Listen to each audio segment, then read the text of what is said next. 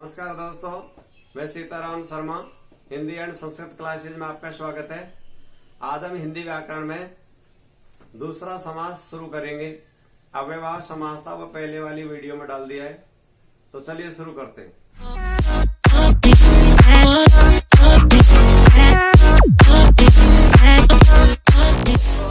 दूसरा समास है बहुब्रीहि समास। बहुब्रीहि समास, बहुब्रीहि का मतलब होता है अनेक में जो अग्रणी हो, श्रेष्ठ हो, अर्थात जिसमें कोई वस्तु व्यक्ति पूरे संसार में एक का बोध कराता है, वो हमेशा बहुब्रीहि समास होता है। बहुब्रीहि समास में हमेशा तीसरा पद प्रधान होता है। बहुब्रीहि समास में विग्रह करने पर वाला, वाली, वाले, जिसका, जिसकी, जिसके शब्दों का प्रयोग किया जाता है। बहुब्रीहि समास जिसमें अन्य तीसरा पद प्रधान हो, विग्रह करने पर हमेशा या तो वाला, वाली, वाले, जिसका, जिसकी, जिसके का प्रयोग किया जाता है। और जैसे आपके सामने त्रिनेत्र, तीन नेत्र जिसके, यानी तीन नेत्र वाला कौन है? शिव जी है, पूरे संसार में प्रसिद्ध है, उसके समान कोई दूसरा है ही नहीं। दूसरा है नीलकंठ, नीले कंठ वाला, यानी शिव जी। अब यहाँ पर है चंद्रचूड़, चंद्रमा है जिसकी सिर पर, कौन है? शिव जी। यहाँ पर है हलधर, हल को धारण करने वाला, कौन है? बलराम।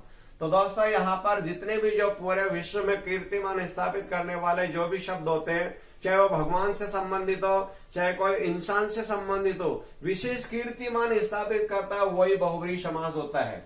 अब यहाँ पर हमारा विग्रह करने पर अगर मान लीजिए वाला, वाली, वाले, जिसका, जिसकी, जिसके शब्द आ जाते हैं और नामकरण पूछ लिया जाता है भाई कौन सा समास है, तो आप लिख दो बहुब्रीहि समास। और अगर मान लीजिए समास शब्द आ जाते हैं वाले, तो विग्रह करने पर वाला, वाली, वाले, जिसका, जिसकी, जिसके शब्दों को लगाकर आप लोग विग्रह कर सकते हैं। तो इसमें हमेशा तीसरा पद प्रधान होता है।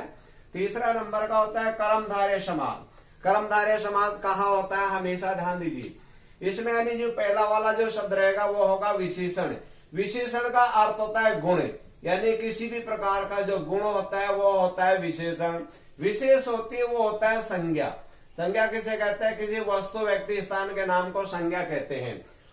फिर दूसरा पद आ जाता है उपमा। उपमा का अर्थ होता है तुलना, यानी यहाँ पर कोई दूसरी वस्तु हो या व्यक्ति हो, उससे हमेशा तुलना की जाती है।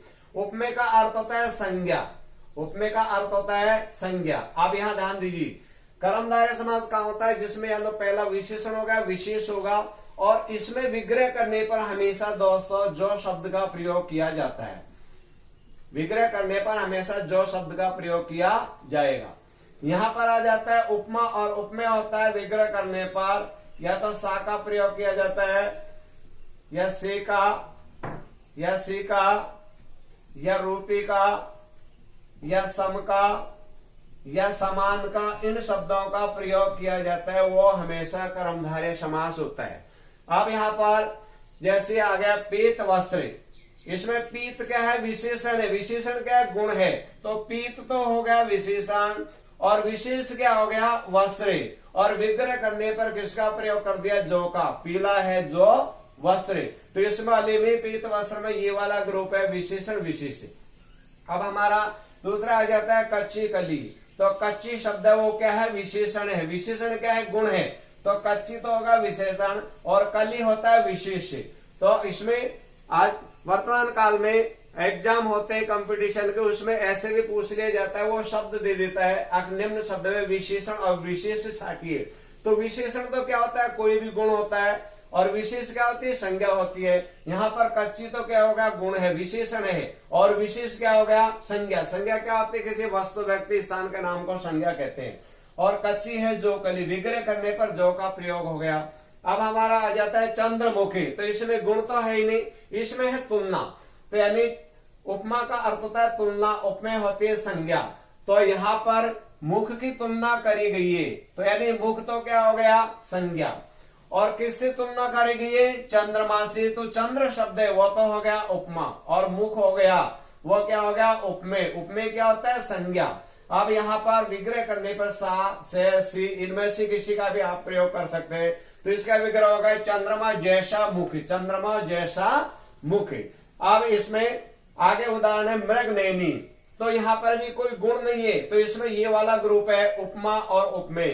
तो यहाँ पर नेत्रों की जो तुलना है वो किससे करेगी? मृग से।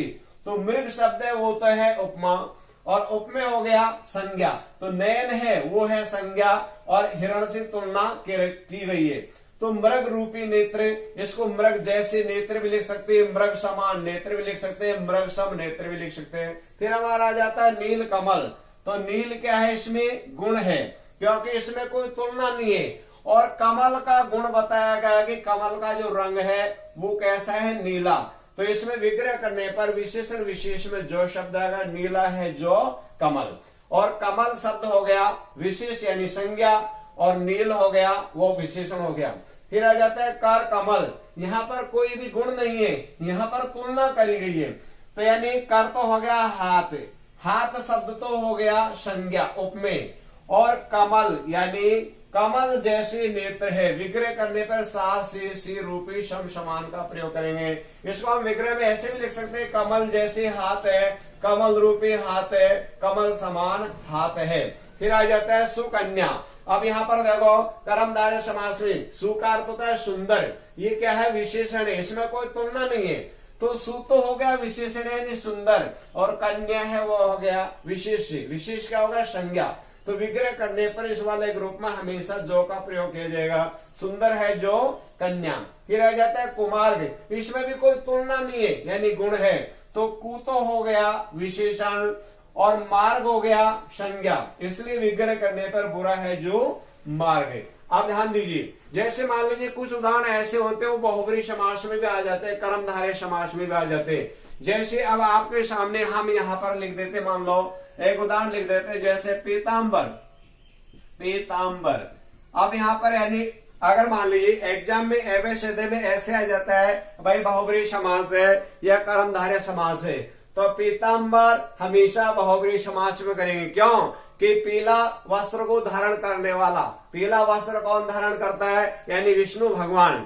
अगर मान लीजिए इसी को ऐसा दे देते हैं कि उसने पीताम्बरी ओढ़ रखी है, या किसी का नाम दे दे, मान लीजिए राम ने पीताम्बरी ओढ़ रखी है, तो अब ये जो पीताम्बर शब्द है वो यानी कर्मधारय समास में आ जाता है। क्यों कि इसमें एक गुण को पूछ लिया जाता है। लेकिन अगर केवल पीताम्बरी शब्द आ गया और इसका विग्रह, तो पीला है जिसका वस्त्र, यानी जिसका जिसकी जिसकी या वाला वाली वाले का प्रयोग किया जाता है। ऐसे ही जैसे नीलांबर आ जाता है, तो नीलांबर है वो बहुब्रीहि समास में। अगर उत्तर में बहुब्रीहि समास और कर्मधारय समास है तो आप कर देंगे बहुब्रीहि, लेकिन अगर बहुब्रीहि नहीं है तब तो आप लोग कर्मधारय कर दीजिए, कोई दिक्कत नहीं है। क्योंकि कुछ उदाहरण दो दो जगह क्रॉस करते हैं, एक विशेष कीर्तिमान वाला करेंगे तब तो कर देंगे बहुब्रीहि, और जो नॉर्मल होता है साधारण होता है बहुत सारे होते हैं वो, यानी अब जैसे पीला वस्त्र कोई भी ओढ़ सकते हैं, परंतु इसी को अगर वाक्य में दे देता है कि वह पीताम्बर ओढ़ रखी है या उसने पीताम्बरी ओढ़ रखी है, तो केवल हमको कर्मधारय करेंगे क्योंकि उसने जो वस्त्र ओढ़ रखा है वो कोई साधारण व्यक्ति है, तो उसके केवल गुणों के बारे में बताया गया है। दोस्तों कर्मधारय समास में 4 उपसर्गों का प्रयोग किया जाता है, जो आपको पहले अव्ययभाव समास में बता दिया। 2 उपसर्ग तो आपके सामने कर दिए, सु और कु। दुस और का प्रयोग भी कर्मधारय समास में किया जाता है। अब यहाँ पर हम तीसरा करेंगे तत्पुरुष समास। तत्पुरुष समास का होता है हमेशा कारक के चिन्हों का लोप होता है, वहां तत्पुरुष समास होता है। तत्पुरुष समास के भी भेद होते हैं। तत्पुरुष समास हमेशा 6 प्रकार के होते हैं। तत्पुरुष समास में कर्ता और संबोधन का प्रयोग कदापि नहीं किया जाता, क्योंकि कर्ता और संबोधन का कोई उदाहरण बनते नहीं है, इसलिए इसमें हमेशा कारक के चिन्हों का लोप होता है। कारक होते हैं 8 प्रकार के। तो इस प्रकार से कंपटीशन एग्जाम में पूछा जाता है कि तत्पुरुष समास के कितने भेद हैं, तो तत्पुरुष समास के 6 भेद हैं। यहाँ पर उदाहरण देते हैं ग्राम गति, गांव को गया हुआ, तो इसमें यानी ये क्या है, कर्म कारक है। इसका पहचान चिन्ह क्या होगा, को। क्यों कि ये पहचान के चिन्ह हो गए क्या आ गया, को। कहीं पर भी को दिखाई दे दे और एवं में ऐसा पूछ लिया जाता है कि तत्पुरुष समास तो है, लेकिन तत्पुरुष समास में कौन सा तत्पुरुष है, तो इन कारक के चिन्हों के जो पहचान होते हैं, चिन्ह होते हैं, इनके आधार पर हम इसका नामकरण लिख देते हैं, भाई कौन सा है, कर्म का है। फिर आ जाता है दूसरा उदाहरण है तुलसीकृत, यानी तुलसी के द्वारा रचित है, तो क्या आ गया यहाँ पर, करण कारक है। क्यों कि से के द्वारा जहां पर भी कारक के चिन्ह होते हैं वहां हमेशा करण कारक होता है। फिर हमारा चौथा वाला है गुरु दक्षिणा, तो यहाँ पर आ जाता है गुरु के लिए दक्षिणा। ये कौन सा कारक होगा? संप्रदान कारक होगा। संप्रदान कारक का होता है कोई भी चीज किसी को दी और ली जाती है, या कोई काम खुद के लिए दूसरे के लिए किया जाता है, वहां संप्रदान कारक होता है। इसमें पहचान का चिन्ह होगा के लिए। फिर हमारा आ जाता है सेवा मुक्ति। इसमें हो गया अपादान कारक होगा। क्या अपादान कारक का प्रयोग कहाँ किया जाता है? एक तिल के बराबर कोई भी वस्तु हो, कोई भी चीज हो, अलग हो जाती है, वहां हमेशा अपादान कारक का प्रयोग किया जाता है। यहाँ क्या आ गया? से। और गंगा जल, यहाँ पर आ गया गंगा का जल, संबंध कारक है। इसकी पहचान चिन्ह क्या होगी? का, के, की। फिर हमारा अगला उदाहरण है दही बड़ा। यहाँ पर आ गया दही में डूबा हुआ बड़ा। दही का बड़ा बिल्कुल गलत है, दही में डूबा हुआ बड़ा। अधिकरण कारक हो गया। अधिकरण कारक में हमेशा में, पे, पर का प्रयोग किया जाता है। अब इसका देखो कैसे पहचानेंगे।